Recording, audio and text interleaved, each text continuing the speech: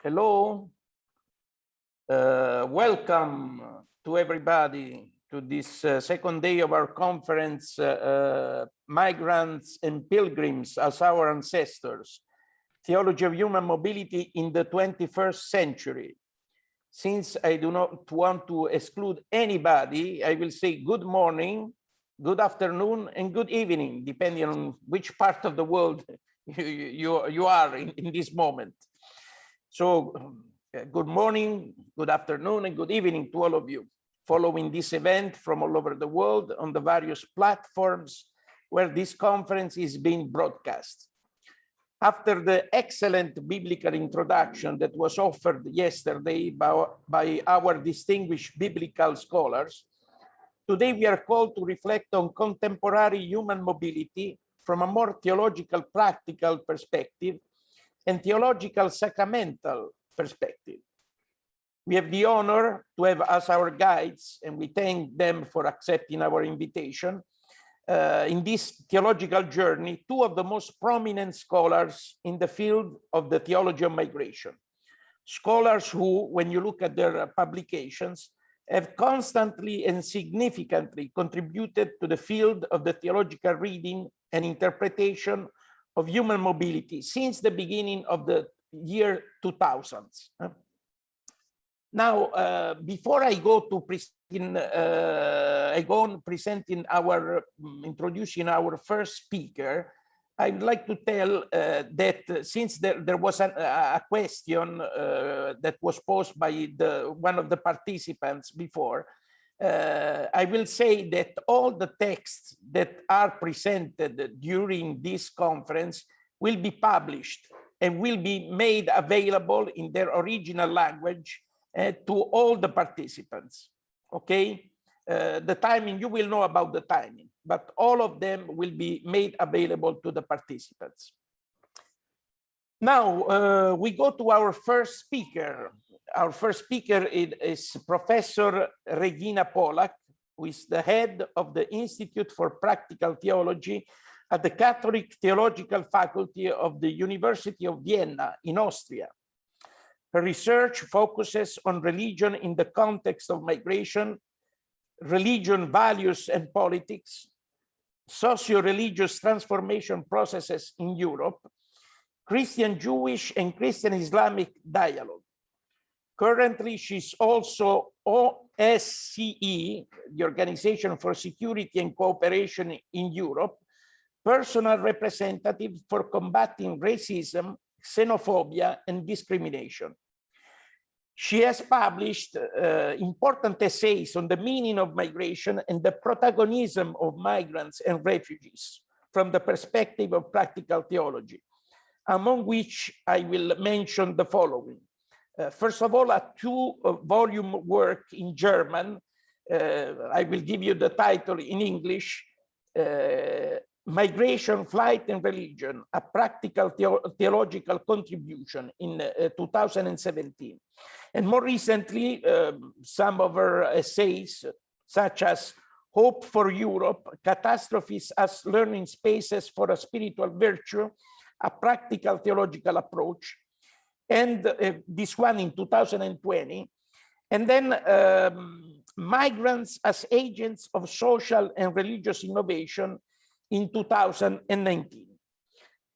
The presentation of Professor Pollack today is Migration in Europe, a Practical Theological Perspective. Professor Pollack, thank you again for accepting our invitation, and the virtual floor is all yours. Thank you, dear Giorgino, for your friendly introduction. Welcome, our brothers and sisters, and thank you for the invitation to this most exciting and necessary conference.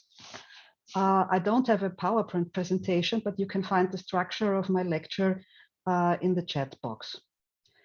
Well, I will talk about migration in Europe from a practical theological perspective, and I will start with a historical background and context.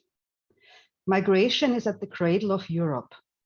At the transition from antiquity to the Middle Ages, the so-called Great Migrations led to the end of the Roman Empire and gave rise to a new political order of nations whose internal tensions were significantly pacified by the Christian narrative of the unity of humankind.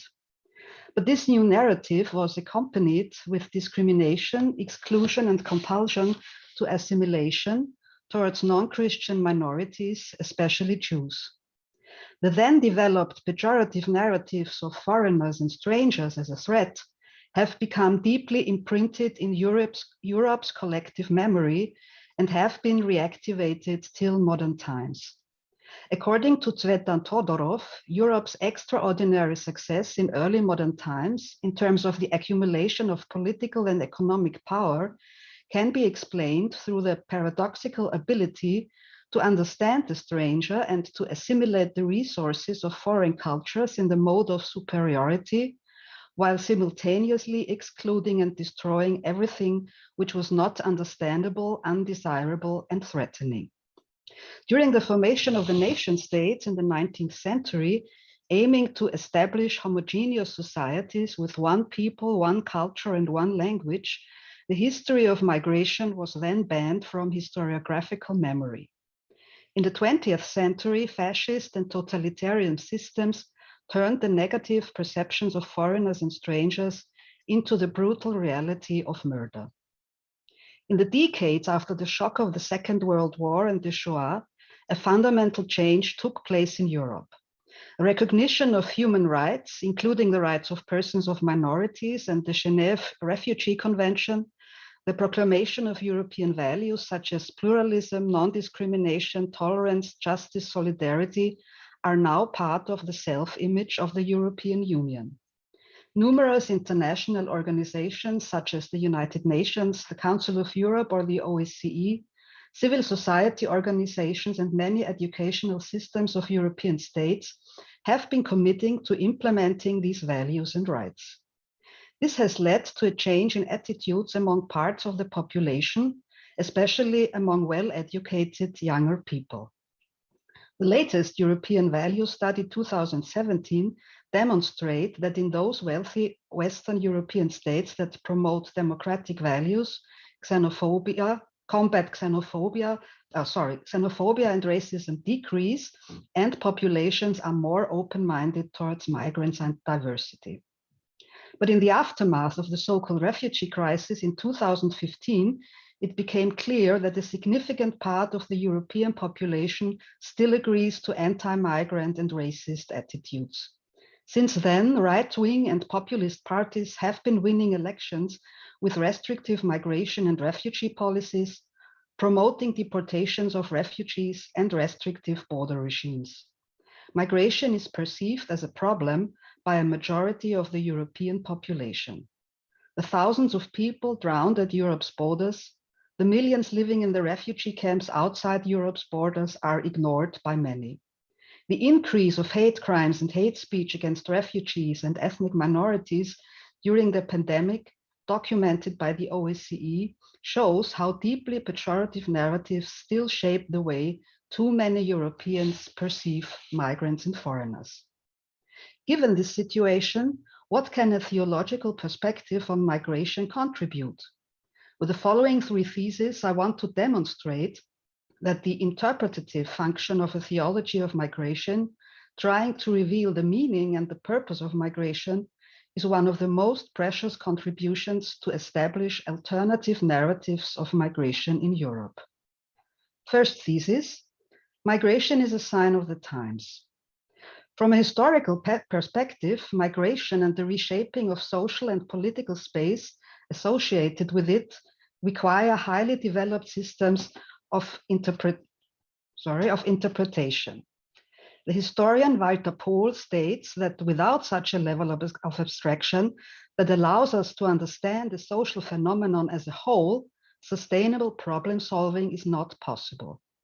Such interpretative systems can be understood as narratives, which means theories and stories that give meaning to a historical process and thus provide new perspectives of how to deal with its challenges in practice.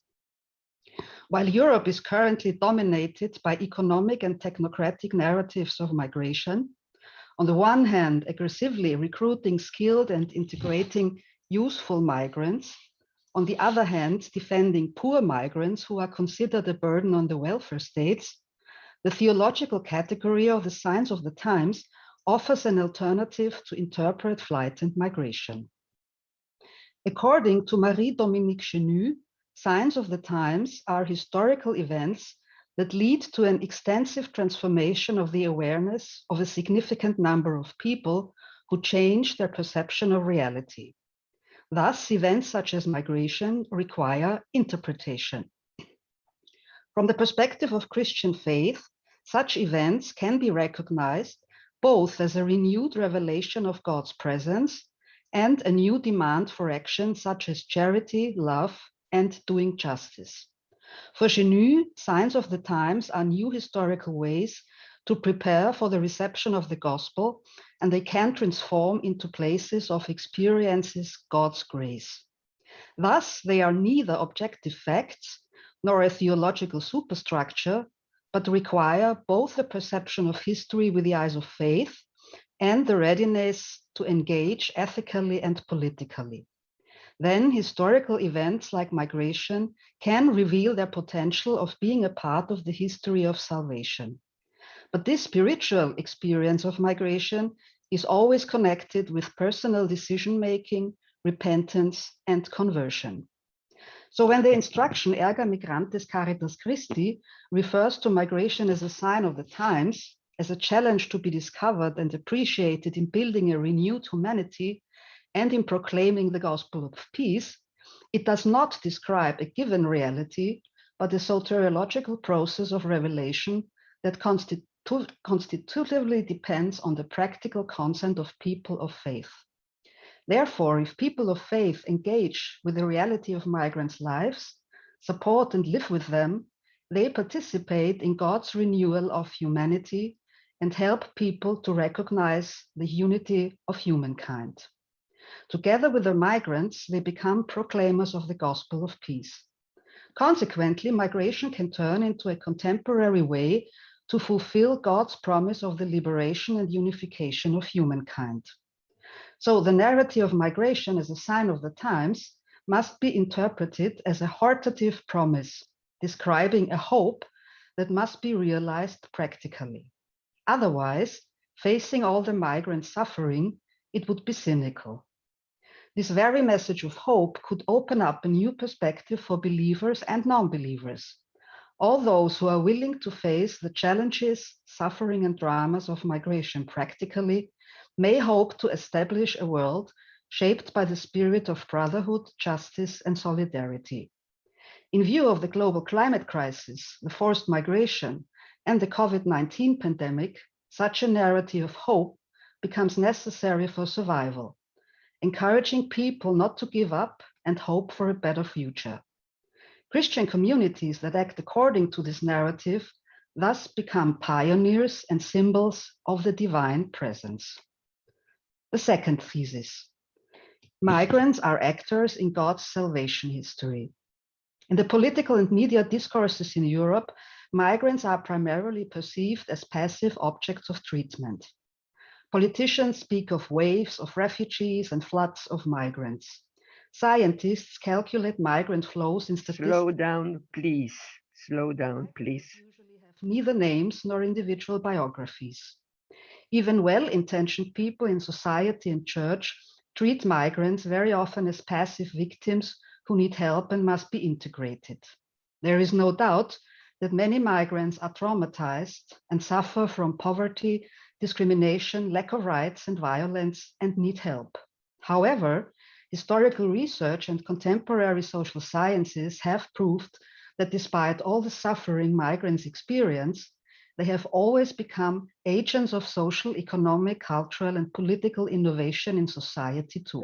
Regina, Yep. Regina, just a moment. Could you speak slowly, a little bit slower? A little bit Thank slower. you very much. Thank you very much. Also, the biblical tradition shares this encouraging perception of migrants as actors. For ancient Egypt and Babylon, migrants were primarily a threat or at best an economic resource to be exploited. They were objects or even invisible. In contrast, The biblical texts of the Old Testament put the lives and suffering of people with migratory experiences at the center of attention. Moreover, many of these texts were written by people who experienced nomadism, wandering, flight and expulsion, exile and diaspora. Traumatized migrants became authors of their own stories.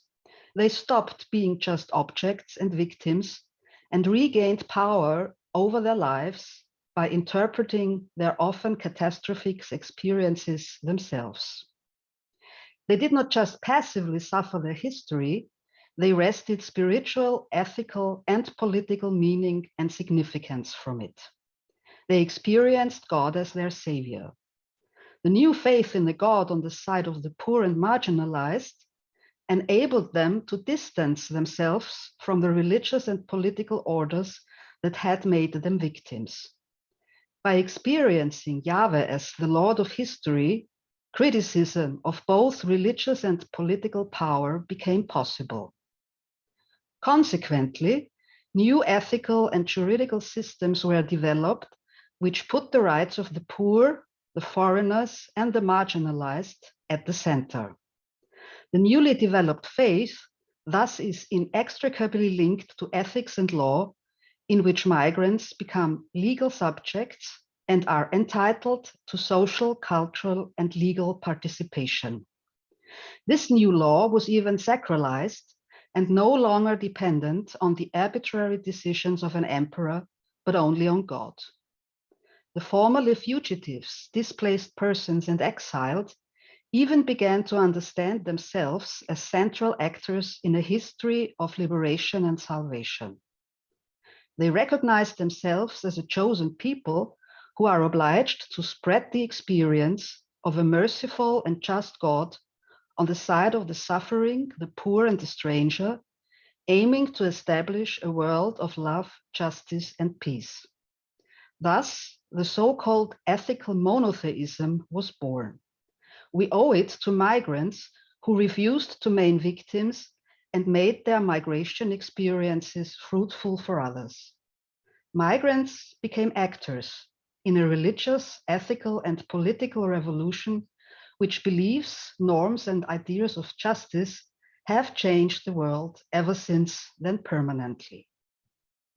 The biblical tradition contains messages for today's Europe.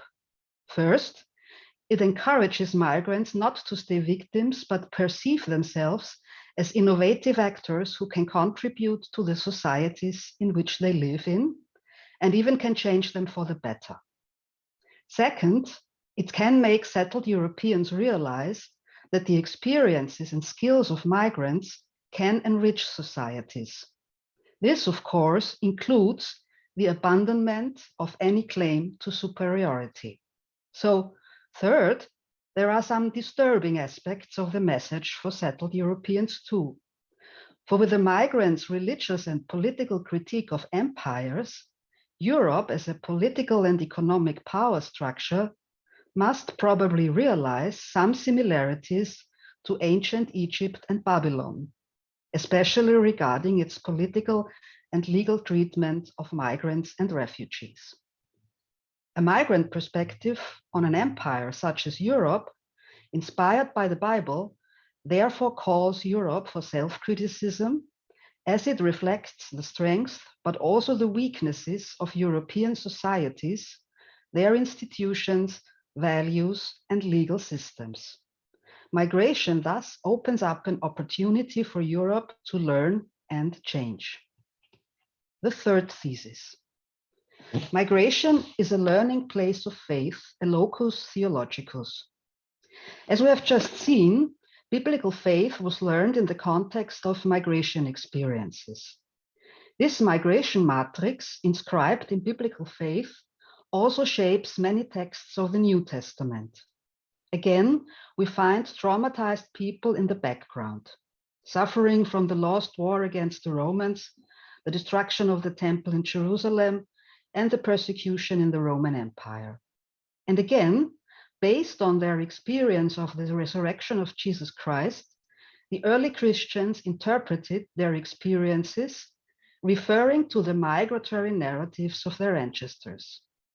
So we hear about the homeless Jesus of Nazareth, about the Christian self-understanding as strangers in the world, guests on earth, and citizens of two worlds.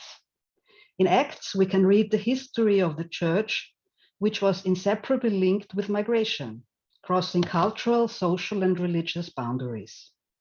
Migratory narratives were helpful to interpret contemporary history, not only for migrants, but for all who suffered. This experience is valid till today. To make the migratory narratives of the past fruitful for the present, however, learning is necessary. It is therefore not surprising that learning plays a key role in the biblical tradition and takes on religious significance. It is not without reason that the disciples of Jesus are called mathetes, which means the pupils, the learners. Learning in a biblical sense means to understand and reflect the present in the light of the tradition and aims at deriving perspectives for action for the present. This is not just a purely cognitive process of acquiring knowledge, but inseparably linked to the knowledge of the tradition, to the openness for new experiences, to engagement with contemporary challenges, and to the readiness for sometimes painful self-criticism, including conversion. This understanding of learning has its origin in migration experiences. In this sense, there are good theological reasons to perceive migration as a place of learning faith. Just as migration became the place to learn to believe in God and his ethos in biblical times, it can turn into a learning place for Europe today. Migration was a locus theologicus, a place to generate faith and theology, and it can be such a locus today. And there is a lot to learn, above all to realize the unity of humankind, to share the goods of the earth in solidarity with each other, and to live together in diversity, justice, and peace. Let me conclude with the important role I see for Christians in Europe in this context. With the outlined narratives, Christians can contribute to establish alternative and positive narratives on migrants and migration in Europe. Undoubtedly, this is a hard task, as such positive perspectives are considered naive and rejected because of manifold problems. There are fears of economic and social decline pushed by a neoliberal economic system that increasingly also impoverishes Europeans. There are fears of cultural diversity because many Europeans lack of experiences of living with people from different cultures. But there is also the fear of losing cultural hegemony and the rejection of sharing power and resources, including the fear of revenge by those once colonized. Additionally, too many people suffer from hardening of the hearts and the globalization of indifference, which Pope Francis repeatedly denounces. Despite all these resistances, facing the migrations to be expected in the future, there is no alternative to the development of positive perspectives on migration. Positive narratives are the main source to be able and to be willing to act differently. Moral preaching will not be enough. To support Europeans trusting in positive narratives, Christians therefore must not only talk and prescribe them, but put them into concrete action. Christian communities where people with and without migration experience live together peacefully in diversity, thus are role models where societies can experience the practical truth of the theological narratives. Christians who engage as political advocates for the rights of migrants and just societies are witnesses for these narratives and can make them credible. Moreover, pastoral care and spiritual guidance for Europeans afraid or unwilling to recognize migrants as equal human beings or even brothers and sisters will be of enormous importance. Like migrants who need guidance in coming to terms with their pains and traumas, many contemporaries in Europe need pastoral counselors to support them in healing their fears as well as their selfishness, so that they can perhaps see, hear, and accept the hopeful message of migrants and learn to trust the Christian migration narratives. Thank you for your attention. Thank you again, Regina, for your nice presentation, and most of all for reminding us of the importance, the centrality, the power of alternative migration narratives, both for our theological reflection, but especially in our society. You're telling us, your talk is a call to all of us Christians to become witnesses, announcers of this alternative Christian narratives on migration. Thank you very much for this. Thank you very much. So we go to our second speaker. Our second speaker is Daniel Grudy, who is Vice President and Associate Provost for the University of Notre Dame, South Bend, Indiana, in the USA, where he also serves as a University Fellow and Trustee, an Associate Professor of Theology and Global Affairs. He's a Catholic priest, a Holy Cross religious, and an award-winning professor, author, and film producer.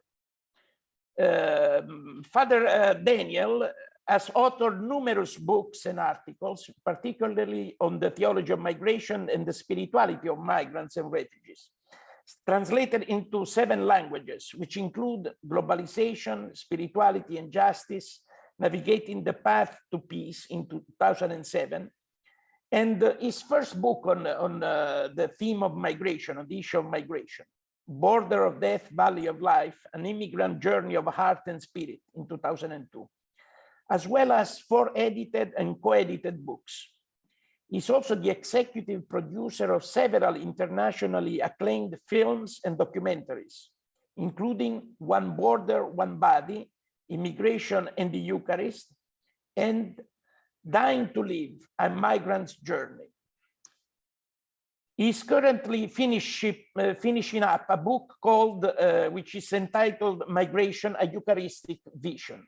And so, as you see already in these slides, the talk that we will present today to all of us is based on this book that is forthcoming. And so the title is Migration, A Eucharistic Vision. Father Dan, the virtual floor is all yours. Thanks, Giacchino.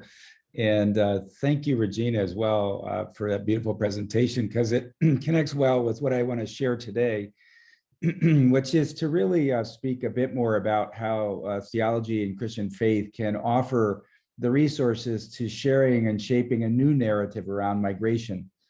So I would like to begin with a story, I think, in the service of that refashioning of narrative.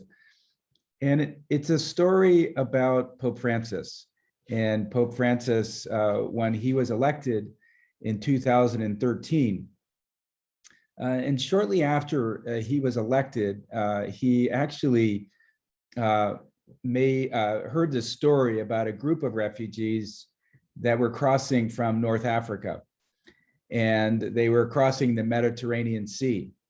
And as you can see on the right side of the screen here, many of these boats can pack hundreds of people, 600 or 700 people into them. And as it turned out, many of these boats capsized. And in this one particular incident in 2013, this boat capsized, and every one of them died except for 8 people. And these 8 people survived by clinging to a fishing net in the middle of the ocean. And when the fishermen to whom these nets belonged saw the 8 migrants clinging to the nets, instead of saving them, they actually severed their nets and cast these migrants to die into the ocean depths. And Pope Francis, when he heard this story, was so moved by the indifference of these fishermen and the deaths of these migrants that within 8 days, he traveled to the island of Lampedusa off the southern Italian coast. And there he celebrated Mass and he remembered these migrants. And he had a moment to remember all those who have died at sea. But what was particularly striking about this Mass is that it was outside. It was near the ocean harbor, and it was next to a boat graveyard where a lot of the migrant ships end up. But he used an altar that was made from the remains of a driftwood of the refugee boats. And he used a chalice that also was made from the driftwood of a sunken refugee boat.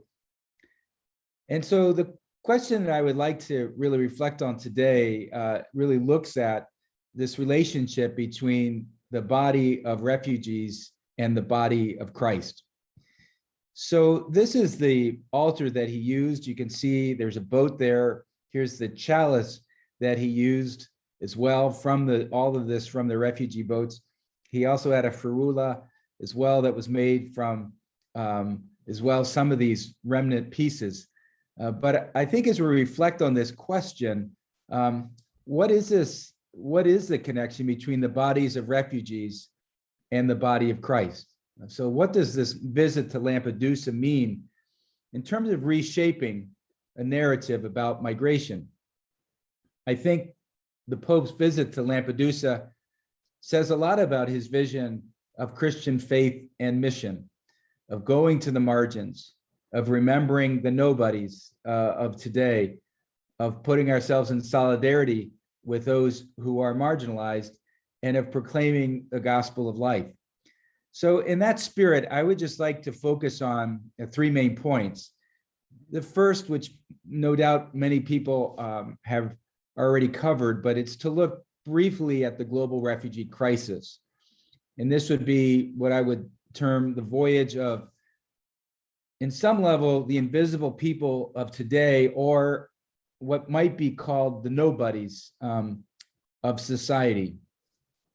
Secondly, I want to speak something about the globalization of indifference that Pope Francis mentioned at Lampedusa, which is related to the migrant struggle to become somebody and to be recognized for their value and dignity.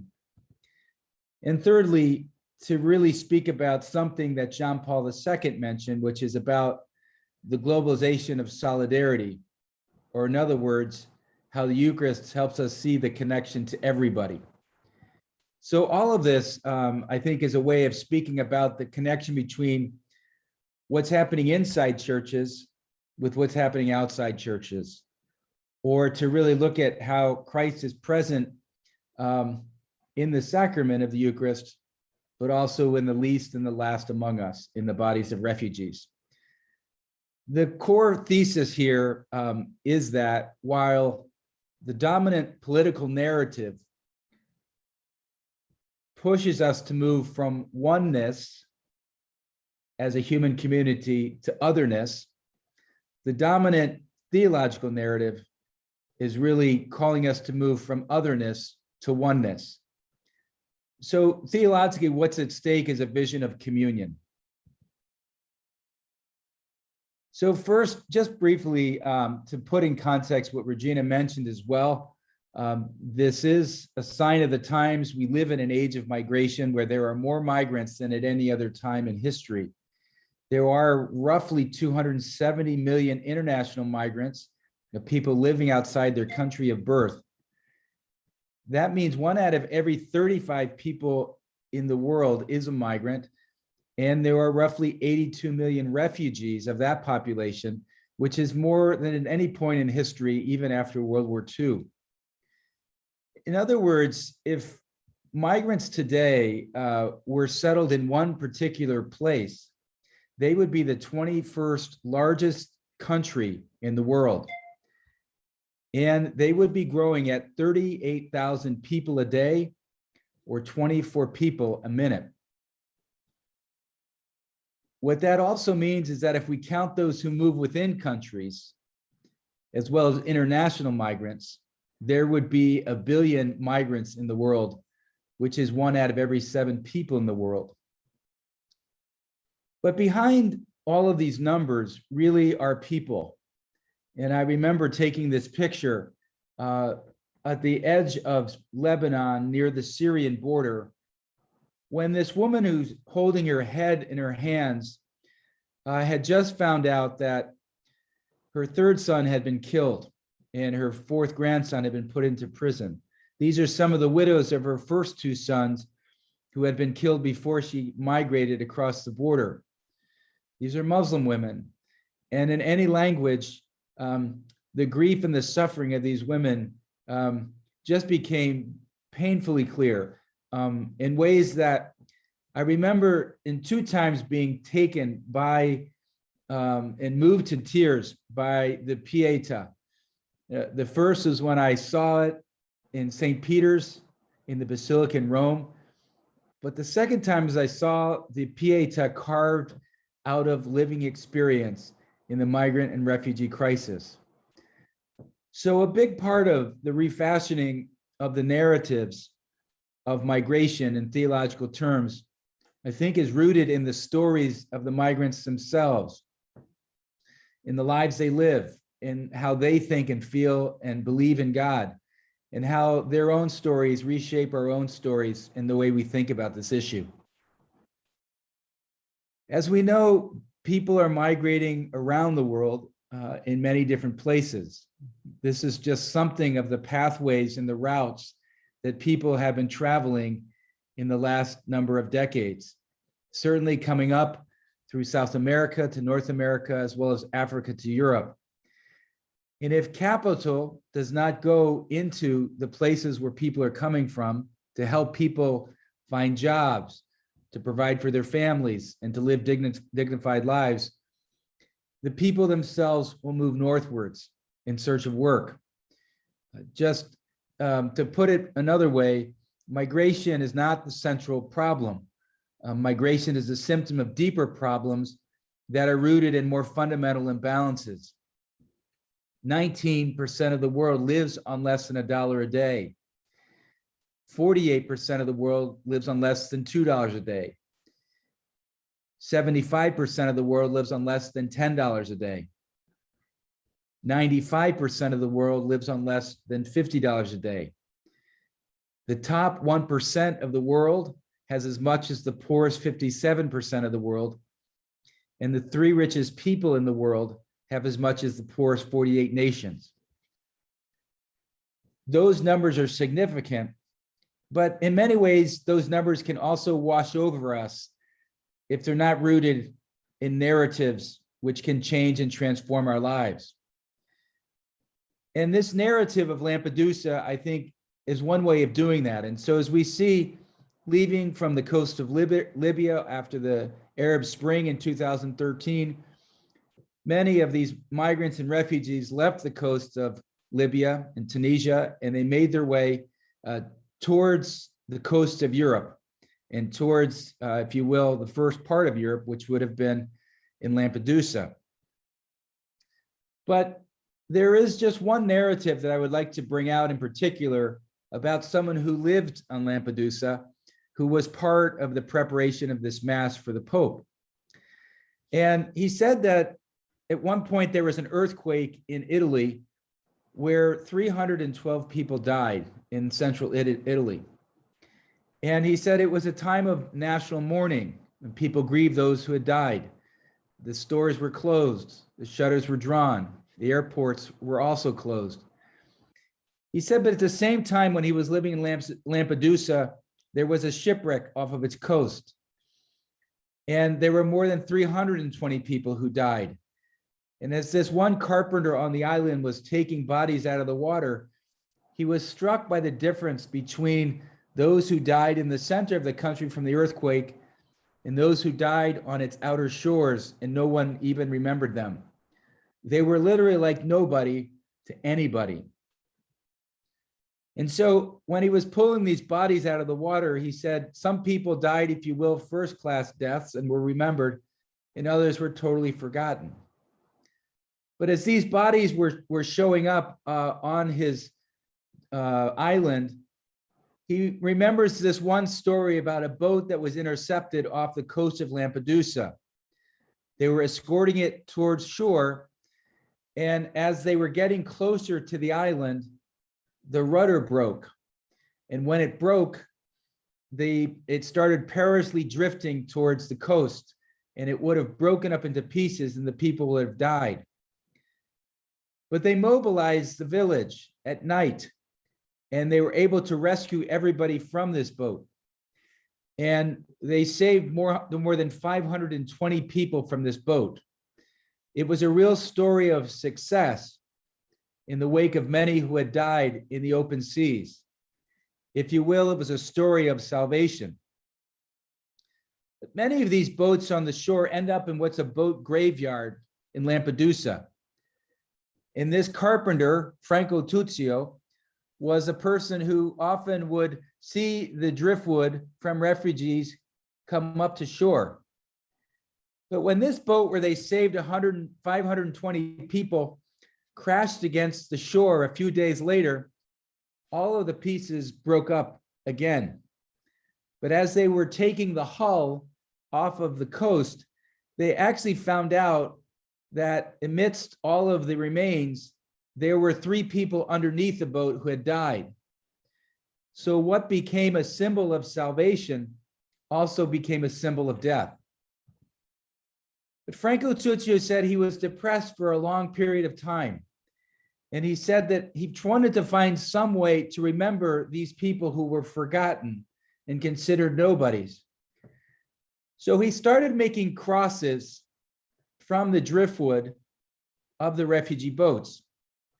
And he wanted to remember these people who had died and were forgotten. And he said some way each cross was a way of saving the memory of each person. But when it came time to prepare for the Pope's Mass, he wanted to take it one step further. So he took pieces of the driftwood of the refugee boats and he started making chalices. And the Pope himself was given 4 options of which chalice to choose. And he actually made, if you will, this papal cross, this papal ferula from the driftwood as well of the refugee boat. You can see the fishes and the heart on the cross. There was also a bread loaf on there. They made the pulpit, the ambo, out of the rudders of some of these boats. They used a ship's wheel to speak about navigating a new path for the church and for the human community.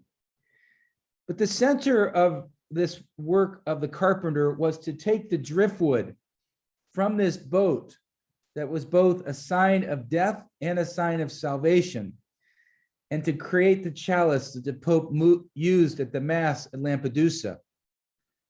And you can see this nail through the cross.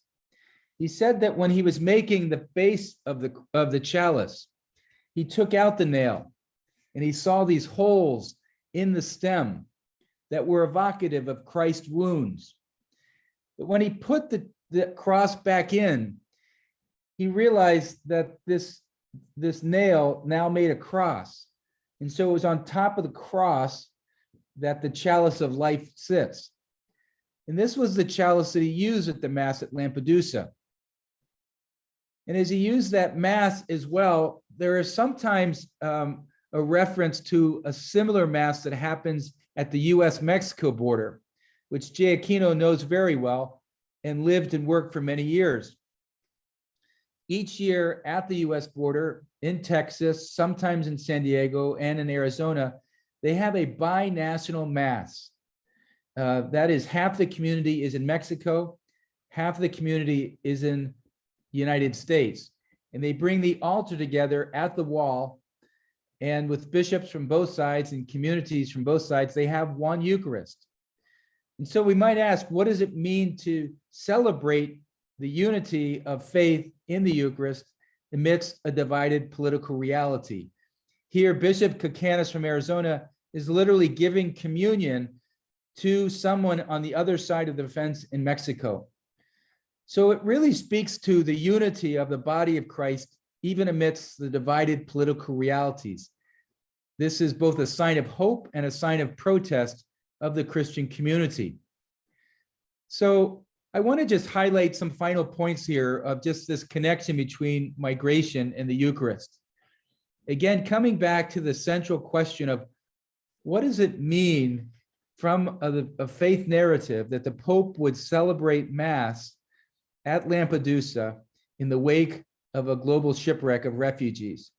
And what does it mean to use a chalice at Mass made from the remnants of one of these boats?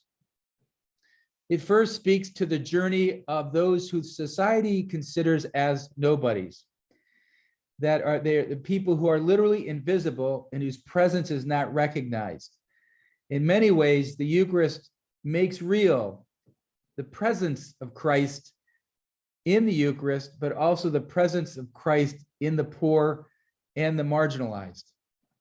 And it highlights their desire to literally become somebody, to become recognized of their capacities, their gifts, their dignity, and their core human value, affirmed so well by the biblical scholars yesterday.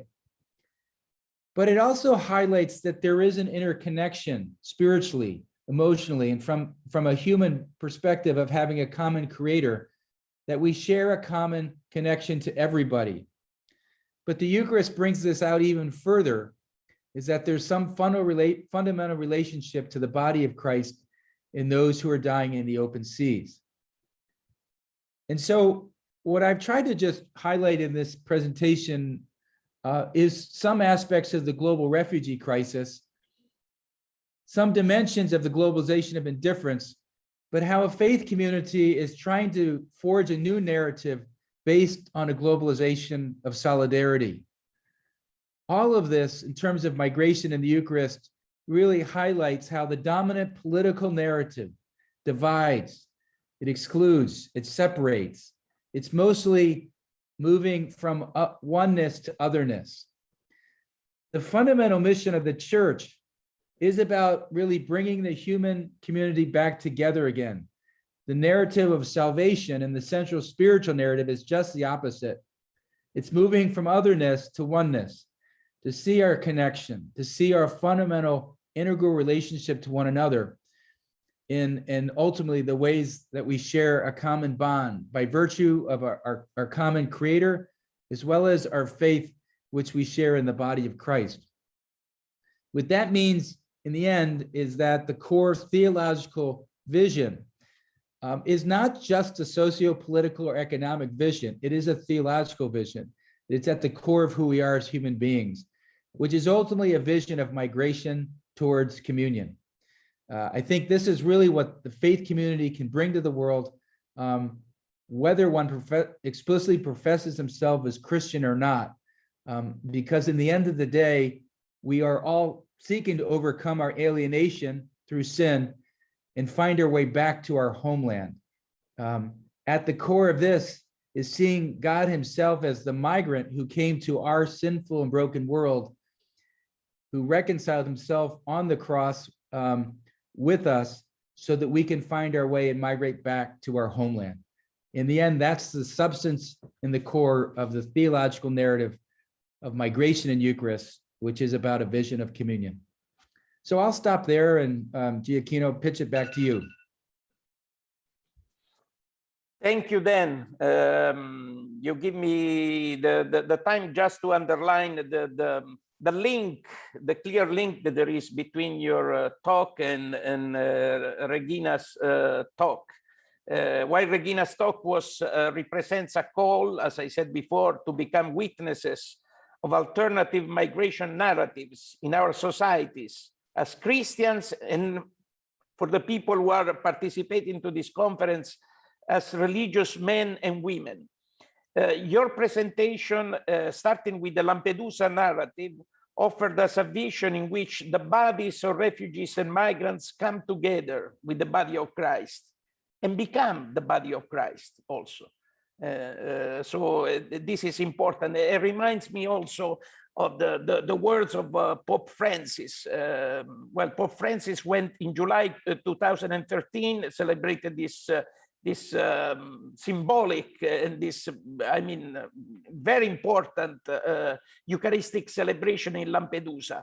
But in September 2013, during his visit to Centro Astalli, the Jesuit Center for Refugees here in Rome, he posed really a great challenge to all religious when he told them, you know, that your empty convents do not have to become hotels, do not have to become places where we make money, but they belong to the flesh of Christ, who are the migrants and the refugees. I mean, let's remember this powerful challenge that was given us by Pope Francis in 2013. We have still more or less 5-6 minutes. I don't know if Regina, if you're still around, you want to say something, maybe a couple of minutes, and then we will go back also to them. I can say something. Thank you. I wrote it in the chat box as well. Thank you, Daniel, very much, because you deepened my approach, and I completely agree to everything you said. I want to stress 3 aspects. The first aspect, that migrants are the subjects of any theology, the primary subjects of any theology of migration. The second thing is that migration is a symptom for deeper problems, especially the economic system, the neoliberal political economic system of the world, which dynamizes migration. And my impression is that this is, when I look at the European situation, not the migrants as such are combated or rejected, but it's a fight against the poor and not against poverty. And so I think it is necessary to discuss also this economic question from a theological perspective, as Pope Francis does. And the third aspect, I was very touched by the picture where you can see giving the Eucharist across the border, which was heartbreaking, and reminding us that this is also a sign of protest, but a positive protest, opening up another perspective on the oneness of humankind.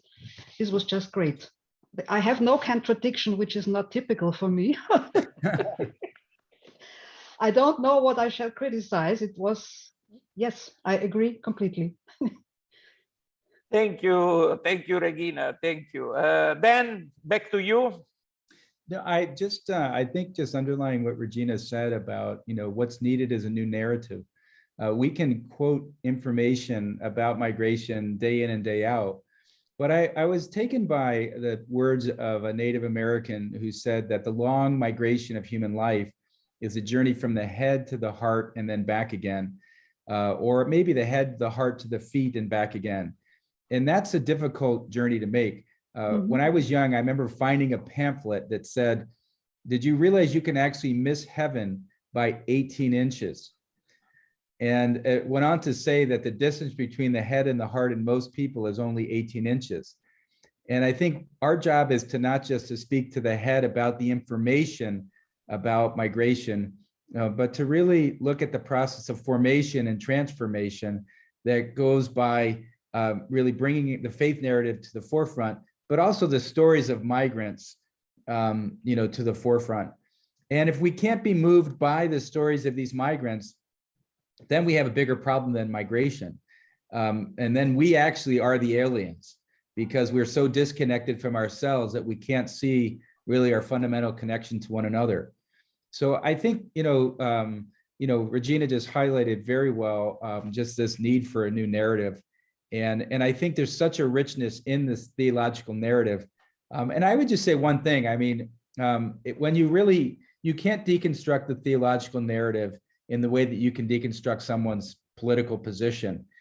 And if we see Jesus fundamentally as the illegal alien of God, he was illegal by virtue of his conception outside of wedlock to the Virgin Mary, and alien because he really was from another world. It confuses people. I think when we see Jesus as the illegal alien who came to save all those who were alien because of sin. And I think sometimes that's part of our work, is to disrupt those operative narratives in favor of a more life-giving narrative, that there's a better way to live and be in the world. And I think that's part of what our task is to offer a vision of a God of life who not only migrated to our world, but helps us on our migration through our world, through this world, back to our homeland. Can I add something?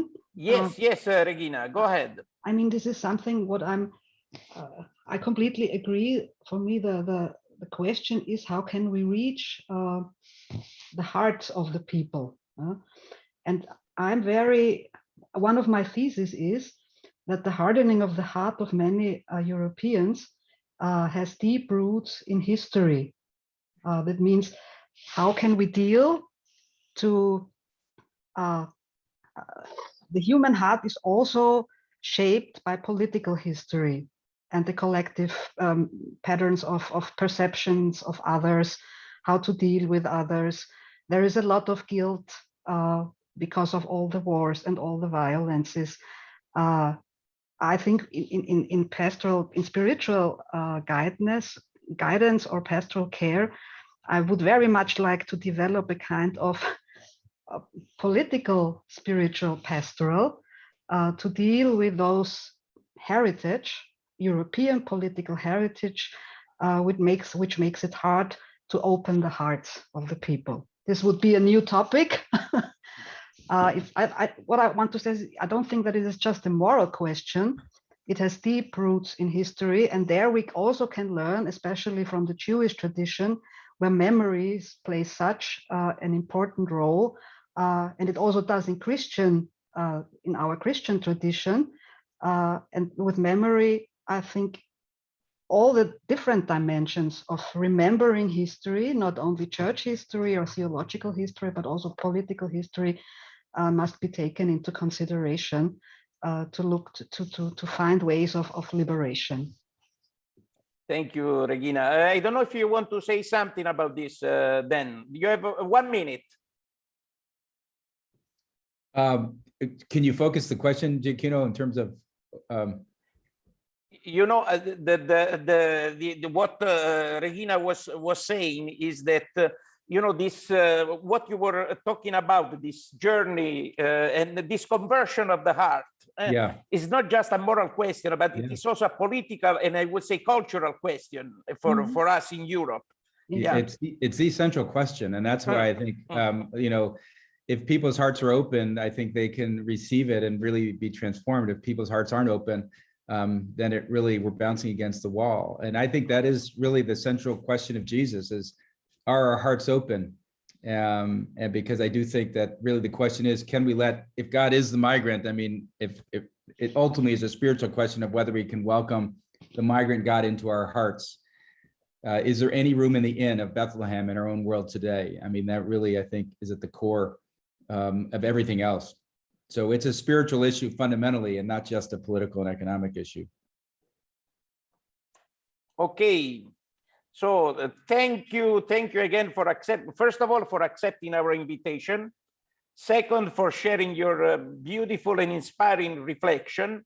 Thank you also for this final exchange. And you know, we'll hope to see each other and to have some other sharing of this kind on the theological meaning of migration, and also the protagonism of migrants and refugees, and because the migrants and refugees are bearers of hope, not just of desperation, as we usually you know, present them. Time is over. Do not get disconnected. In 15 minutes, we have a 15-minute break, and we will be back for the second session of today. Okay, thank you to everybody for listening, and we will be back.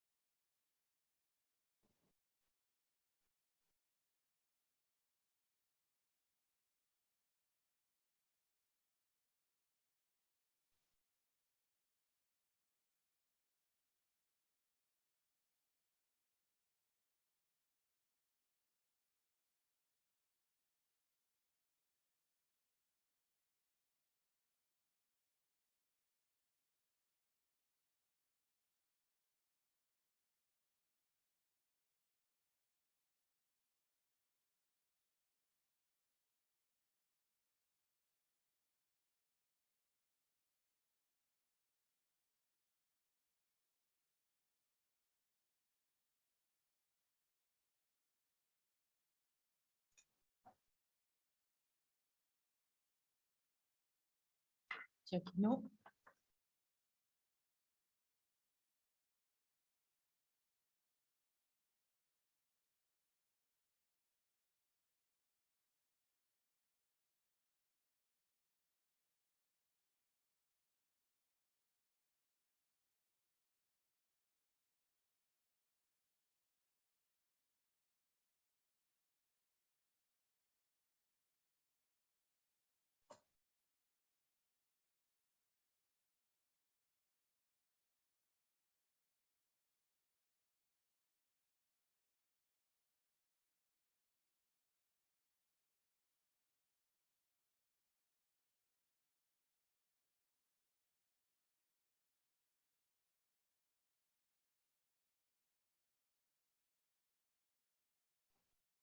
Excusez, on n'entend rien.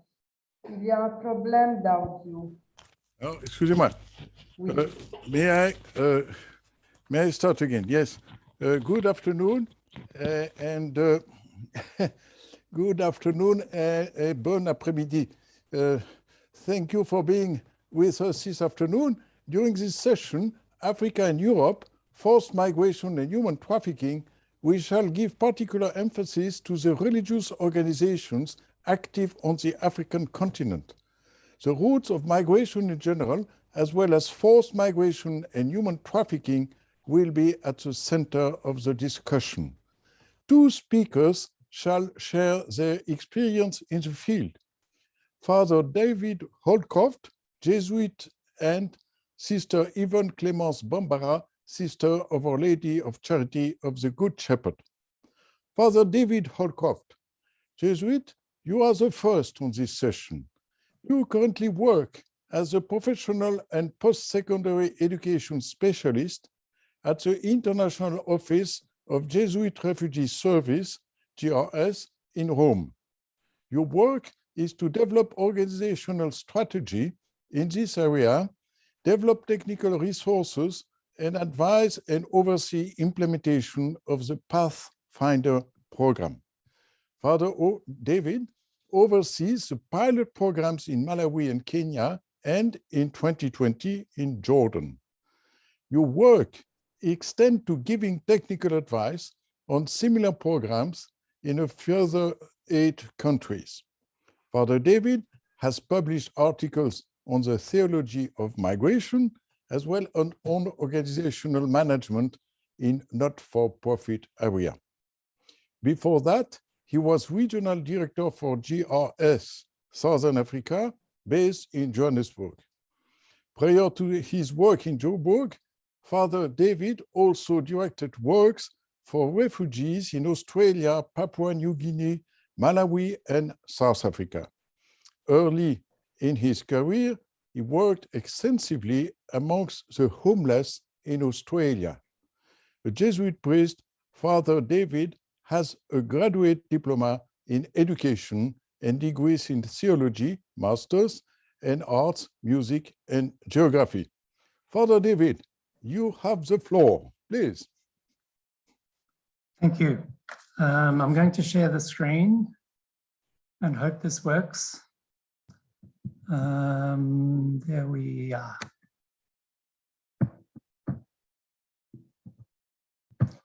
And then I'm going to go up to the first slide. So I'm trusting that you all see that. I'll put it onto slide view. So I entitled this short presentation as Forced Migration Sources of Hope. We begin with a quote from this year's Refugee and Migrant Sunday. The truth, however, is that we are all in the same boat and called to work together so that there will be no more walls that separate us, no longer others, but only a single we, encompassing all of humanity. So in this statement, Pope Francis addresses both the Catholic community and all women and men of goodwill, and enjoins us to a new imagination. It is seated firmly in scriptural and Catholic tradition, as we have heard this morning. And in this short presentation, I will argue that to meet this challenge, we need to change. Firstly, we need to change our way of working with forced migrants. Equally important, we must change our ways of thinking about refugees. And my talk is specifically about refugees in this, or forcibly displaced migrants. The four verbs, welcome, protect, promote, and integrate, are not merely action words, but they describe a process in which the refugee is an active participant and decision maker with skills and experience, not merely an object of our compassion. In this way, forced migration becomes less a matter of access to place, but more a process that is mutually enriching to all who participate in it. The refugee is someone whom we change, but who will ultimately change us in the way that we live our faith. My remarks mainly focus on Africa in relation to forced migration and the work of Jesuit Refugee Service there. And I don't have a lot of experience in human trafficking, and I will not pretend to do that. I'll only make passing reference to it.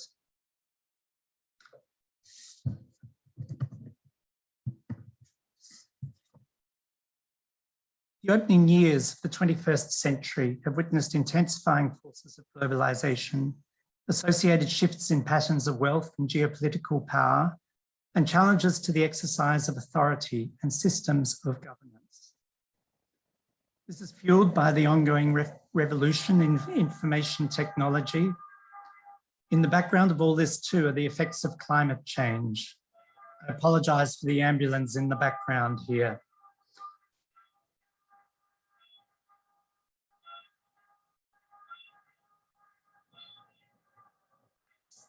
Our office is near a hospital. Not coincidentally, there has been a proliferation of non-state armed conflicts, often over competition for finite resources.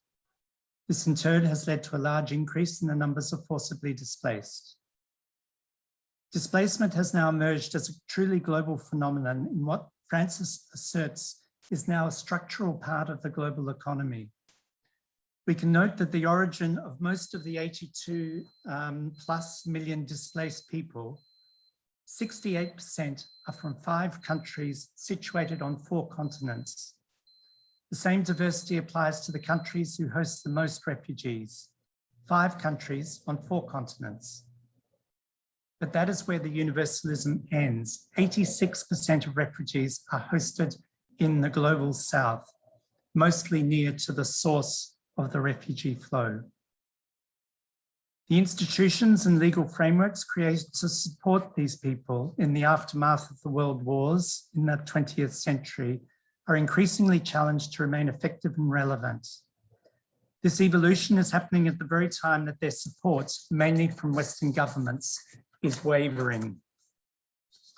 Amid this revolution, new networks and protocols, such as the Comprehensive Refugee Response Framework, the Global Compacts on Refugees and Migrants, and others, have emerged, as well as new models of funding.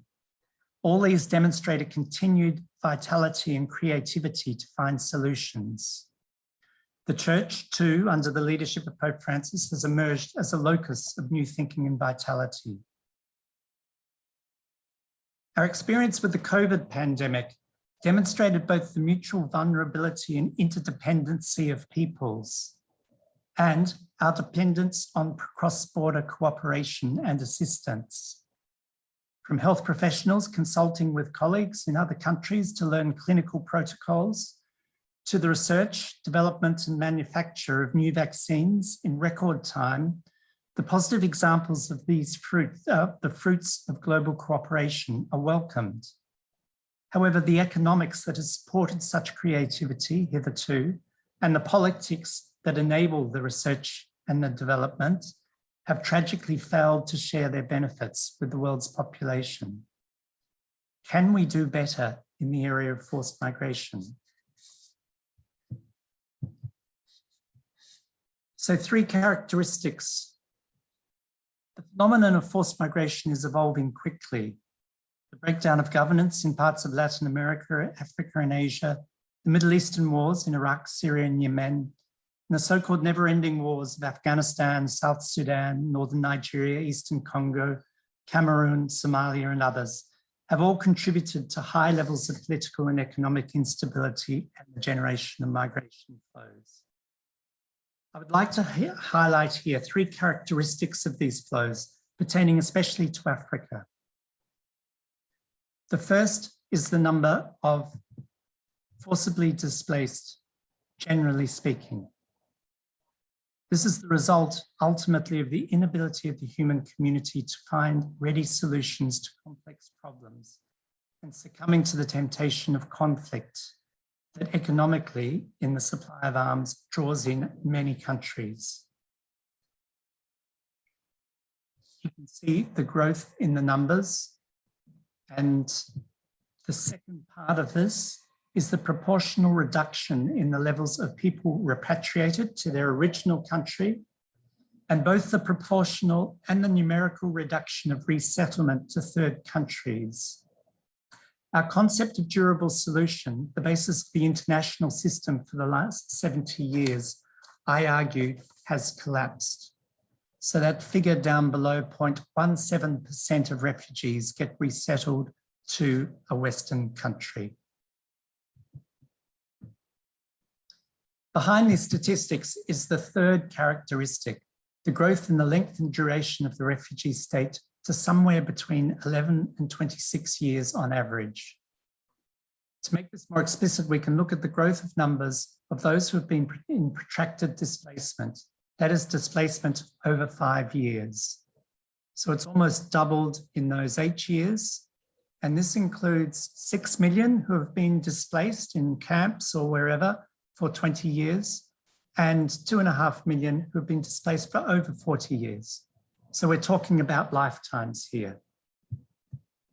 And there is a good deal of research on the effects of this prolonged displacement, of emergency situations, so-called, becoming a kind of new normal.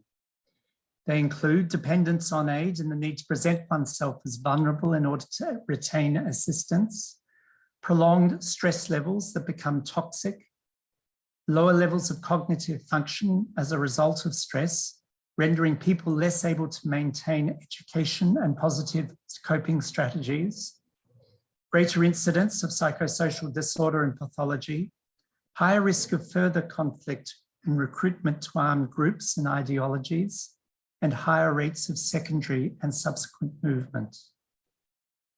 To condense the above into one simple sentence, many are left without hope, and without hope, they are vulnerable. And this is the tie-in to human trafficking. I received a WhatsApp message at about this time last year from a friend, a refugee who lives in a camp in sub-Saharan Africa. I shall call her Nadine. She completed secondary school, but unsuccessfully attempted to begin a business afterwards. She remains completely reliant on aid. She received a text from an unknown person calling himself the hiring manager of the Princess Cruise Line, asking her to fill in a personal details form to see whether she is eligible to work on a cruise ship. This was at a time the cruise ships weren't really operating. And it was interesting that all the females in the community received the same message. This is where vulnerability creates a ready market demand for trafficking. So to responses. I here talk about the work of Jesuit Refugee Service for the obvious reason that this is what I know about. And I wish to describe the ways in which we have attempted to review and reform our own operation and pivot to new ways of working to respond to the challenges described. JRS, as many of you know, began in 1980 as the Jesuit Order's response to the plight of the Vietnamese boat people. It grew quickly and commenced operations in Europe, Africa, and Latin America in the following decades, and the Middle East in 2008. Its projects grew organically, often in response to requests from bishops or conversations with individual or groups of refugees. Projects centered around basic education, pastoral activities, emergency responses, and even in a few cases, the delivery of mail. They were highly personalized in nature. Taking the sector of education as an example, 3 issues emerged in the last 20 years. While enormous creativity and commitment on the part of many organizations, many of our organizations as well, have increased refugee numbers in education, the proportion, as you can see, over the last 10 or 12 years has remained largely the same. These figures compare to figures of 89% for primary, 71% for secondary, and 39% for tertiary in the general population. Within that group, in Africa particularly, rates of school attendance for women and those with special needs remain stubbornly low, especially in the secondary years, because of early marriage, the need to work, and the priority given to the education of boys. COVID has exacerbated this. NGOs, including our own or faith-based organizations, offered education and other activities thinking that most refugees would be resettled to a Western country. Less commonly did such education prepare students for further study in country or work. As a result, any work there was tends to be in the form of manual piece jobs, casual labor, agriculture, and small business, mostly insecure, unrelated to the education received, and what can be termed survivalihoods. Our working model was of humanitarian NGO working alone, albeit in cooperation with UNHCR and church, to provide services for refugees mostly in isolation from local community. To use Francis's terminology, it was a model of we and them, and it needed revisiting. What is emerging is a mix of humanitarian and development ways of working. I'll mention 3 characteristics. JRS, Jesuit Refugee Service, is now more likely to work as part of a consortium. This entails cooperative partnerships with other religious and secular groups, with refugee-led community-based organizations, with educational institutions, and with local and national governments. For example, the JRS Pathfinder program provides education to over 18s and training for employment and economic self-sufficiency. To do this, it partners with groups as varied as vocational schools in Bertua, Cameroon, the Lilongwe University of Agriculture in Malawi, the for-profit African Entrepreneurs Collective in Kenya, and the French ICT trainer Connexio and Jordan. This partnership extends to local industry groups, such as a Kampala hospitality firm that hires JRS-trained interns. A recent partnership with the Global Solidarity Fund is enabling JRS and other religious congregations to move this to scale by bringing into conversation large corporate entities. JRS is part of its objective of creating 1 million new jobs for migrants and refugees in the next 5 years in Africa and Latin America. Number 2, the participatory methods of working. JRS work is increasingly involving close consultation with potential project participants and their families and communities. This applies to all phases and aspects of a project, from assessment and design to finding avenues to share management decisions. Technical advisory groups include refugee members, and there are partnerships with refugee-led organizations. In Bertua, Cameroon, where the Catholic Archbishop initially asked us to work, regular meeting with and feedback from project participants revealed unforeseen needs among refugee and local community members. This led to the change in a project to the inclusion of a psychologist and support staff. Number 3, the use of digital technologies. As here, the use of technology in online learning and in communicating with project participants has helped innovate our education. At the same time, the creation of an international IT system provides a means of rapid and secure communication amongst officers, the preservation of an organizational memory affording a much more coordinated approach. This potentially makes us more agile at the field level to change projects quickly if needed. Of great benefit during the pandemic and the recent emergencies in Myanmar and Afghanistan. These developments point to a new imagination of refugee work and the role of a refugee agency, one that views the refugee more in the totality of their experience and needs. We have the strategic priorities for 2020, the following: reconciliation to recreate right relationships, education and livelihoods to link the two normally distinct areas, mental health and psychosocial support, and advocacy.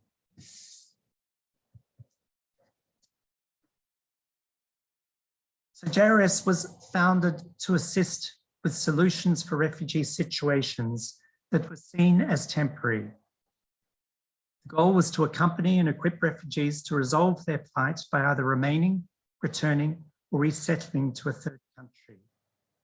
It was a work often marked by personal relationship between the JRS worker and the refugee. Such work was easy to see as one of compassion and mercy, with a solution visible not far away on the horizon. With the changing nature of displacement, the idea of isolated short-term solutions has faded. There is the need to live with the problems and listen to and work with communities to give them the resources and capacities to develop their own solutions.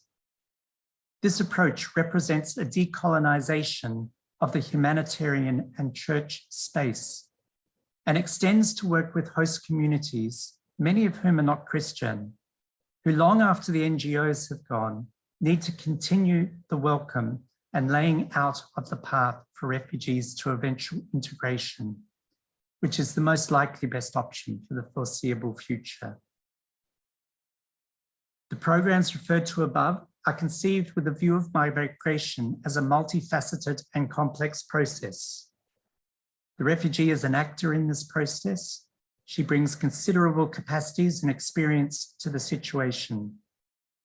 Our relationship with her moves us to expand our focus beyond merely securing the rights to a place of safety to include other rights, to work, to move about, to educate their children, and ultimately to contribute to the community. It is above all to view the refugee as a fellow traveler who invites us to a deeper faith, and through that faith to change. Through them, God calls us all to leave the us-them mentality and begin to embrace and play our part in the ever wider we. The last photo there is an evacuation from Afghanistan that happened 2 weeks ago. Farad is now in the US, and 24 hours before he was waiting at the gate outside the airport. So it's a very special photograph for us at the moment. Thank you.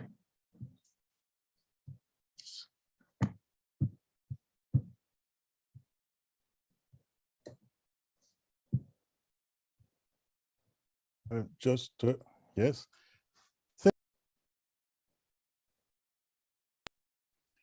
Yes, thank you very much, Father David. It was quite interesting.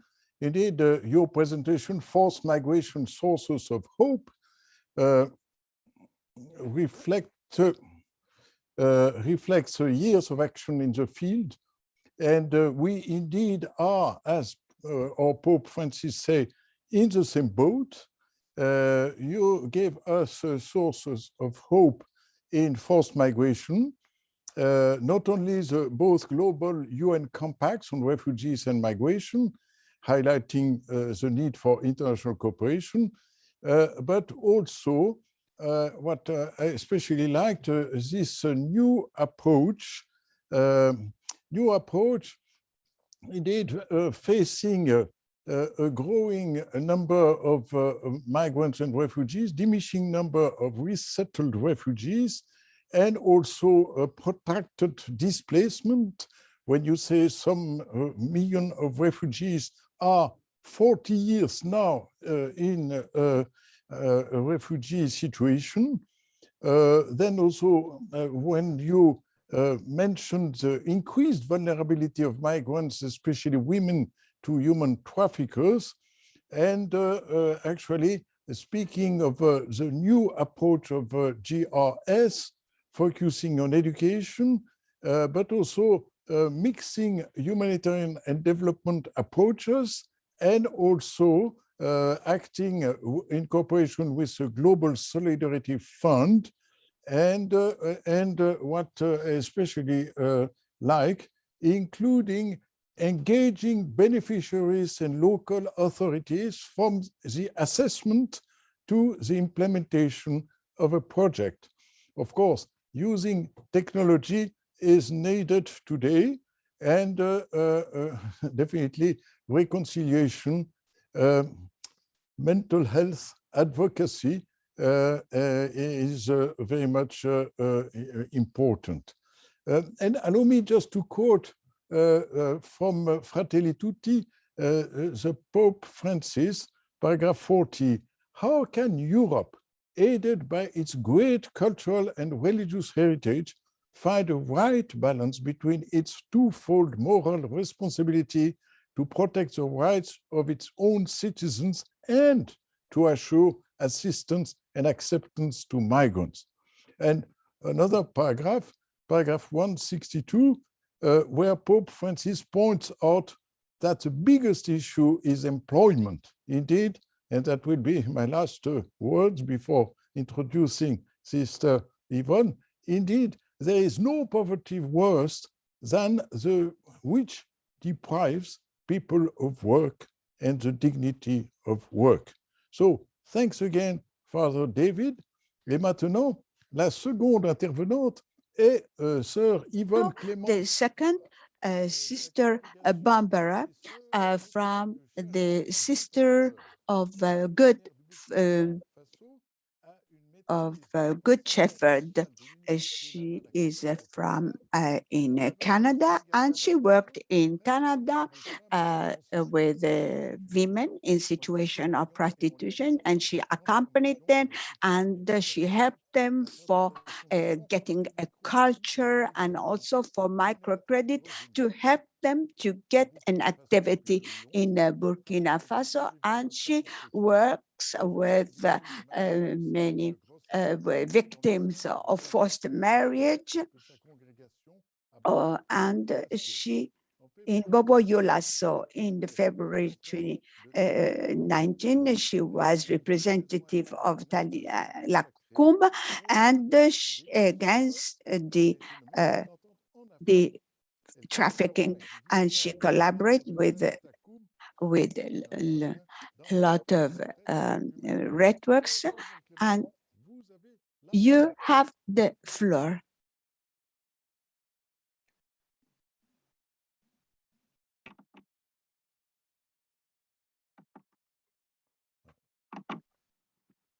Voilà, je voudrais remercier d'abord. First of all, I would like to thank Father David when he spoke about this situation because of his personal situation, and also thank to thank because they invited me to take part to this time of changing on the situation of changes.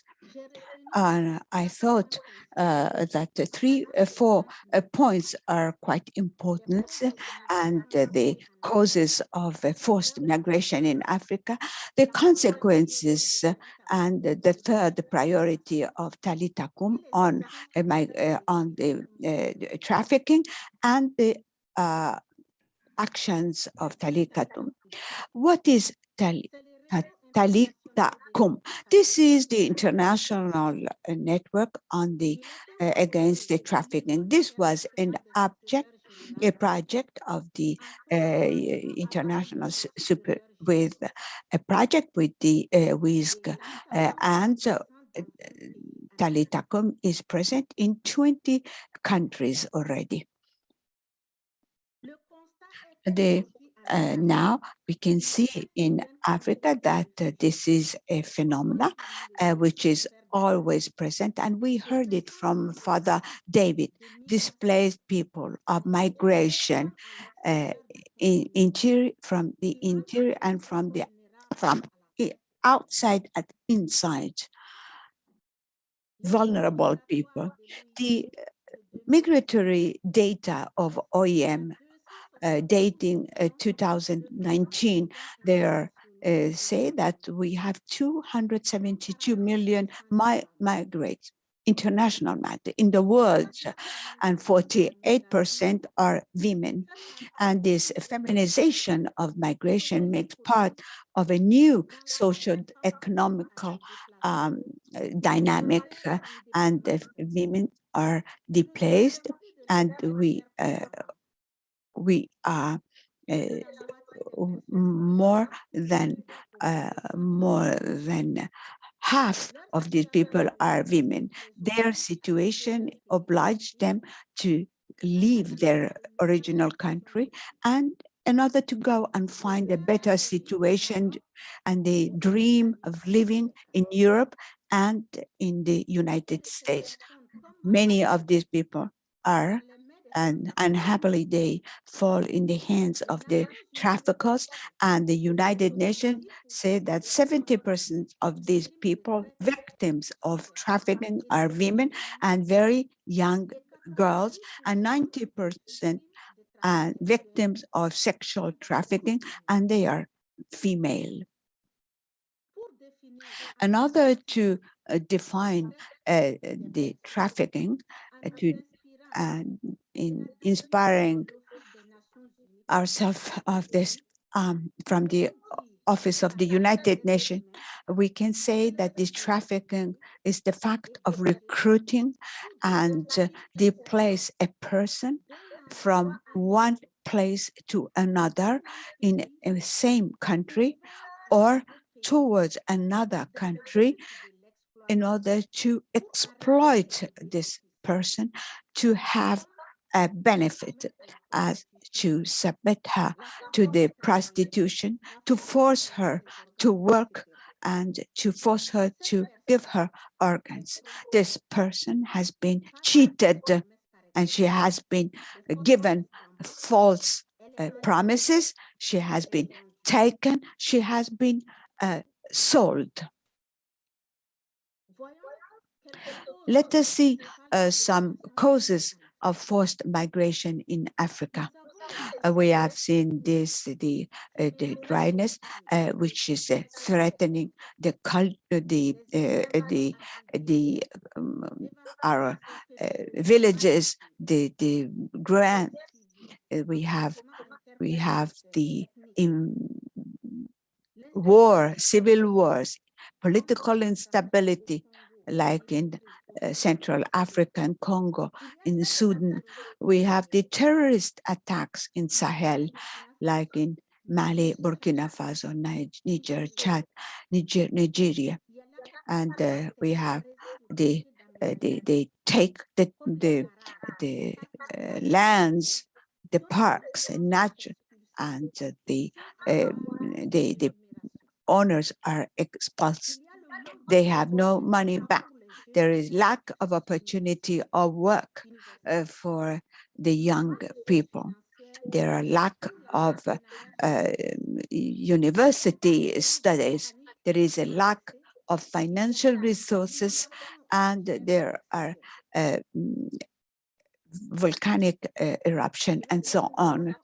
And in Benin, there are then so the consequences in Africa, we have, they are abandoning the lands, the houses, in order to find refuge in other countries, in migration of the young people towards North Africa.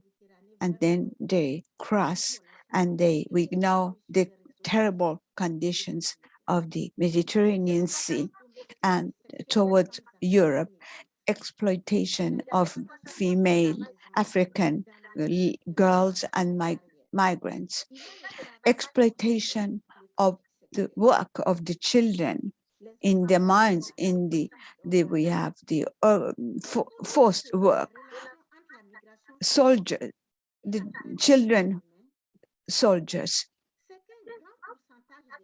traffic of organs, then the trafficking, and then this all for those displaced persons.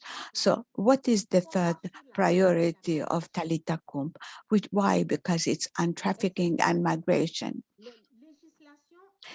The laws and the immigration policies are not adequate, they are not correct, and they are associated to migrations and to displacement of these people. And what we denounce, the laws and the policy of they have enrooted in a culture of racism and xenophobia, which is ruining the rights of these displaced persons. These political speeches which are nourishing the division and the hatred and the violence, the restrictive policies of immigration, which are making everything much more complicated. And Talitha Kum is launching an appeal to the government to have a policy of migration and to control at the borders, to protect the security, the dignity, and the human right of all people, migrant people, whatever is their status, and put into practical point the Universal Declaration of the Human Rights in Article 13 cites all person has the right of circulate freely and to choose his residence inside a state. All person can leave its country and to come back to his country. And Talitha Kum is committing to work beyond the frontiers with through our networks to guarantee to this migrant person and to impeach the trafficker to exploit these people, and to use our collective voice to obtain the commitment of the representative of the governments to boost and to help the immigration. What are the actions that we have on the ground? As a consecrated person, we are committed in this process of healing our victims. We take care of these wounded persons who have been victims of all sorts of abuse and exploitation, and we are denouncing the inequalities of economical systems which render them vulnerable. Girl, I tell you, get up. We heard Jesus saying in St. Mark, and Jesus says, I came that so you have life, and you have life in abundance. Our mission is to transmit this life to our sisters and brothers who are wounded by the consequence of the migration, of the trafficking. And that's why we have this activity. We have three types of to prevent. First of all, we have what we do to this action that we have to give this conscious, to sensibilize. We want to persuade people to not to enter in contact with these traffickers. We have activities in the schools, in the university, in the Christian communities, in the parishes, and also in our area where we are. And so the 8th of February, when we have we have an international day, and so we pray against this trafficking day, and this is decreed by the Pope. The other point is helping the vulnerable group, the migrant, those who are searching for this asylum. So the women who are displaced, women in prostitution, the migrants, to reduce the risk of trafficking because of their vulnerability. And so we try to help those who are coming out of this traumatism. So we help these women to planify their future and to help them to get out of their wounds, and we help them not to fall again in the hands of the traffickers. What is the formation that we give? We help them to be helped to become cook, to become a hairdresser, to help them to cook, and we help also to study. So we give this formation following the level of instruction they have. So also Father David spoke about it before. We have to say that we also try to give access to justice. In our statistic in Africa, we were like the continent, as you had. We had quite a rate of sensibilization. We had 72,000 people had been touched, and so we can see now 36 person who have now have been they have been charged as traffickers. Here in our statistics in 2020, we can see this number of these people, and this we have now this statistic in 2020. In total, many 1,126 have been charged of this trafficking by Talitakum offices. Now, what we are trying to practice, the Father David also underlined, we have to welcome, take care, give some power, and include. We offer hospitality, we welcome them, and we put them in our and we help them, and we let them take the time of getting back and to feel to recover from the traumatism.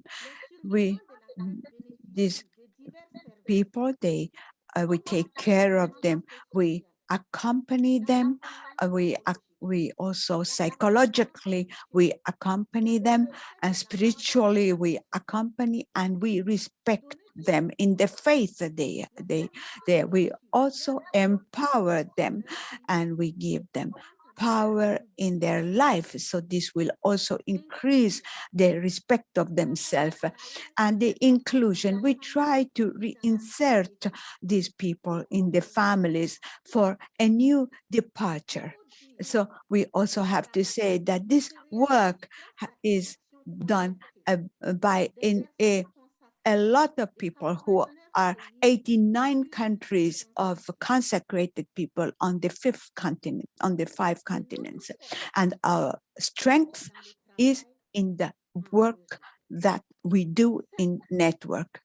And surely we collaborate with the structures and as the social services, with the justice, with the Caritas, the section of refugees, the OEM, and other structures of different, but also Talitacum disposes of 60 networks through the world, and we have the local network, we have national networks, and also regional networks, and we have quite a lot of countries, and we have a coordination based in Rome.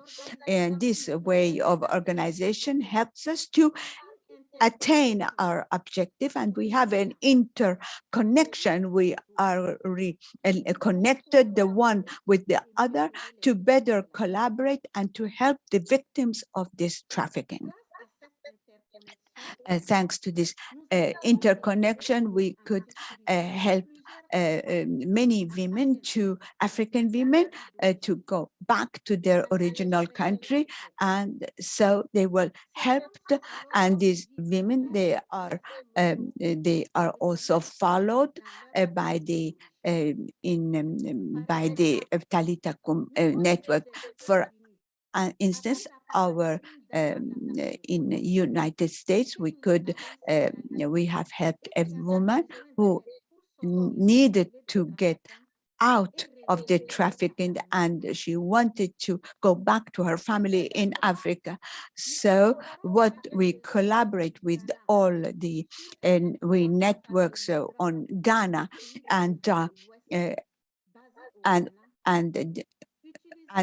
we use these social networks. These people, they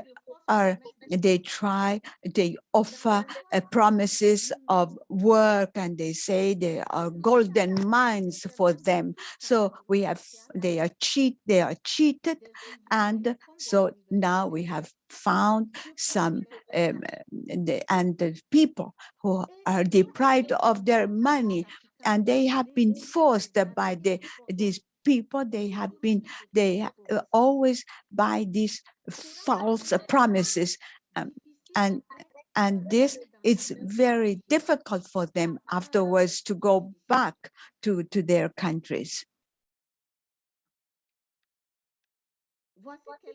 So some words of the Pope to answer to our work. So we are really encouraged in our work with a spirit of mercy. Let us welcome the victim, those who are escaping war and hunger. We cannot remain in silence and in front of these people whose dignity is wounded. The trafficking is a wound in the contemporary humanity, a wound in Christ. I would like to find and call and remind the big, immense work that many religious congregations, especially feminists, they are doing in this field. 3,500 people, consecrated person, are working. They are actively working in Talitacum to fight against this trafficking, a big problem which is linked to the migration phenomena. Many people have found they have been saved due to our action. We have a considerable support by the church through the Pope's messages. We have also the support of our committed partners in this very difficult mission. We hope that other efforts would be done to guarantee the security and the well-being of the populations in Africa in order to reduce this problem, which is linked to the human trafficking, so that the Western government could help the policy of immigration so that this displacement could be done in a better and secure way to respect the dignity of the person. I finish with this sentence of the Pope. It's to all men and women of the world that I am appealing to walk together towards a we, which is bigger, and to redo our human family, to build our future so that no one remains excluded. Thank you very much. Thank you, Sister Yvonne Clemens, for your report, so strong appeal, the causes and the consequences in Africa, and also the very remarkable action that you have evoked. You have the natural catastrophe, the civil war, the instabilities, the war, civil wars, and this have a lot of consequences, as also the Father David said, the abandoning their lands, the migration, which is very difficult through North Africa, the exploitation of African women, exploitation of children, and also as and organ trafficking. This Talita Cum action facing this is really, it's to denounce also what is for the protection of the right of the human being, and then an appeal to international solidarity to promote a immigration policy to impede that this to help them to go back to their country. This mission is also to help these wounded persons who have been victims and to denounce the inequalities of the economical system that is inevitable, and the activities of Talita Cum, of information and formation. Once again, you were repeating what also Father David was saying, and to help all these people. And what you do is really remarkable on the 5 continents, with collaboration with other networks and with the other congregations, also non-Christian, really groups. Also, I wanted to thank all these congregations which are working.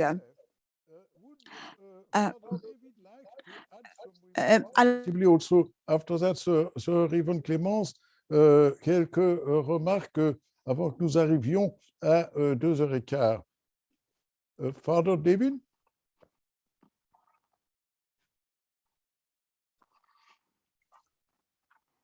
Sir Father David, are you with us? Yes, sorry, I missed your the translation of your comments just then. Yeah. Oh, excuse me. Yeah.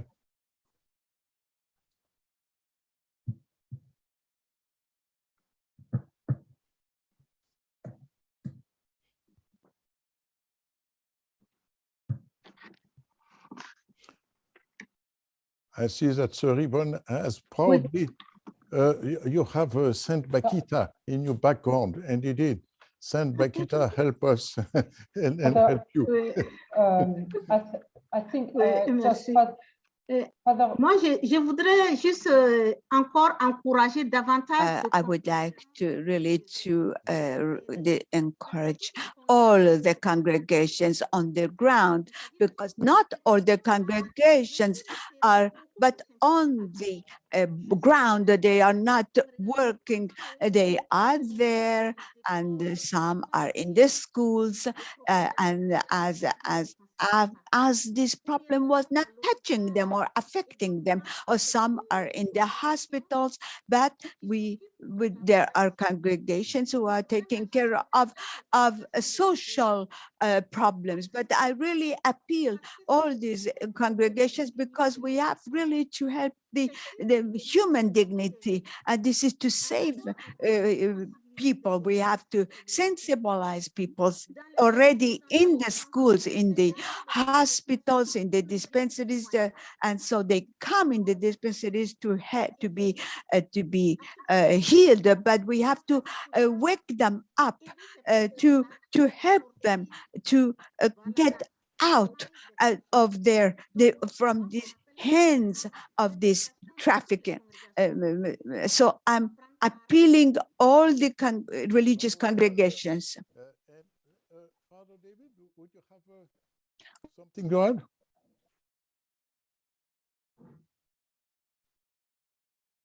Sorry, I'm not hearing you, Michelle. Yeah. Oh, Father. Yes, I can hear you now. Yeah. Father David, would you have something to add? Just to really reinforce the Sister Yvonne's point, I don't think when we work by ourselves, we can do all that much. And I think this is the way that we traditionally have worked. I think if we can learn how to work together, yes. The parish and the mosque in an Islamic context are some of the key institutions whereby people integrate into a community.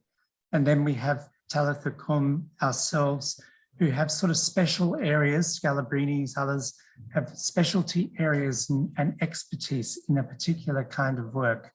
And it's like, it's all the pieces of the jigsaw, they only work when they come together and create the picture. And the issues are so big and so complex. And I think if we can do that as a church, we actually set an example for the way that countries can work, because countries default, as the previous session speaker said, into a sort of a we and them, and to othering people, to making people other. And the refugee, as a global phenomenon, forced migration can only be solved if countries work together. And I think we have to start with the church. Oh, thank you. Very useful comment. Yes, indeed. Sir Yvonne, un dernier mot?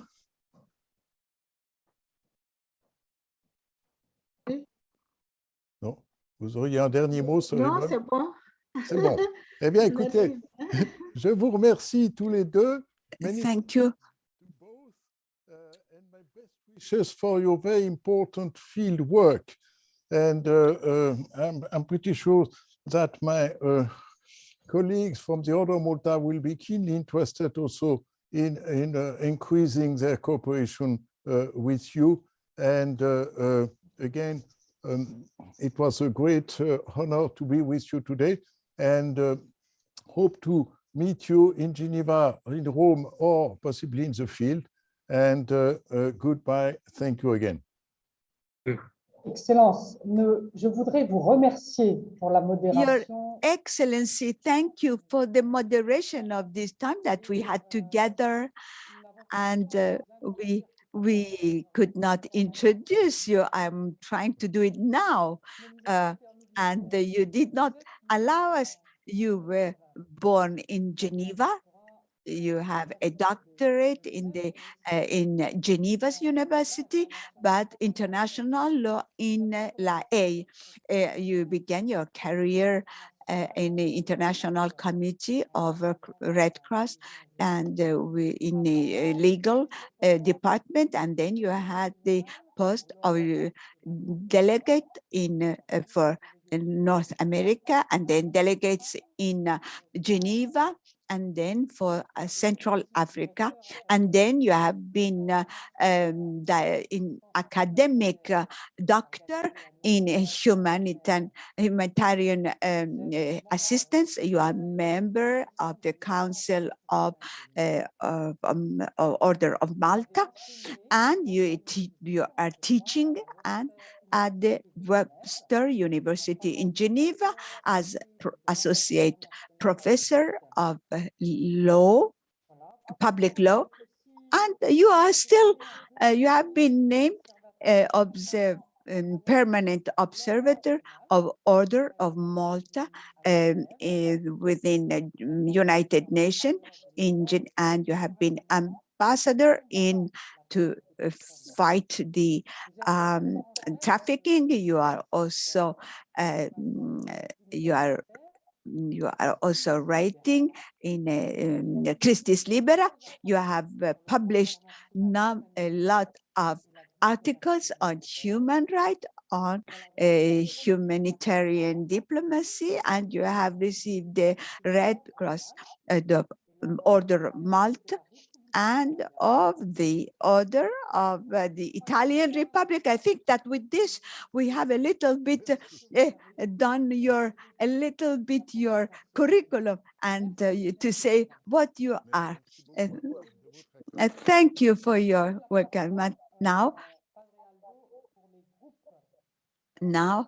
Father Aldo, who has to explain how we are doing our working groups. Father Aldo.